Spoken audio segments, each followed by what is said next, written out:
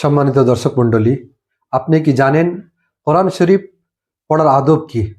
কোরআন শরীফ পড়ার অনেক আদব রয়েছে, তার মধ্যে বিশেষ হচ্ছে 7টি। 1 নম্বর হচ্ছে কোরআন শরীফ পড়ার আগে আপনার নিয়তটি যেন ঠিক হয়। আপনি ইখলাসের সাথে একনিষ্ঠভাবে কোরআন শরীফ আপনি পড়বেন, কারণ এটি হচ্ছে একটি ইবাদত। 2 নম্বর হচ্ছে কোরআন শরীফ যে আপনি পড়বেন, তো কোরআন শরীফ আপনি পড়ার জন্য আপনি পরিষ্কার ভালো জায়গা, পাক পবিত্র জায়গা আপনি বসে কোরআন শরীফ পড়বেন। 3 নম্বর হচ্ছে কোরআন শরীফ পড়বেন আপনি এর অর্থ বুঝে এবং মন থেকে আপনি উপস্থিত হয়ে কোরআন শরীফ পড়বেন। 4 নম্বর হচ্ছে যে আপনি কোরআন শরীফ পড়ার আগে আপনি আউযু বিল্লাহি মিনাশ শাইতানির রাজিম পড়বেন। এবং এই 5 নম্বর হচ্ছে যে কোরআন শরীফ যে আপনি পড়বেন সেটি আপনি ভালো সুরে পড়ার চেষ্টা করবেন।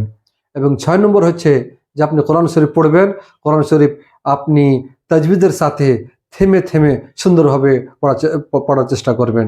এবং 7 নম্বর আদব হচ্ছে এই যে কোরআন শরীফে যেখানে সাজদার আয়াতগুলো রয়েছে সেই আয়াতগুলোতে আপনি সাজদা করবেন। আল্লাহ তাআলা যেন আমাদেরকে কোরআন শরীফের আদবের সাথে শিষ্টাচারের সাথে পড়ার তৌফিক দান করেন। আমিন। আসসালামু আলাইকুম রহমতুল্লাহ।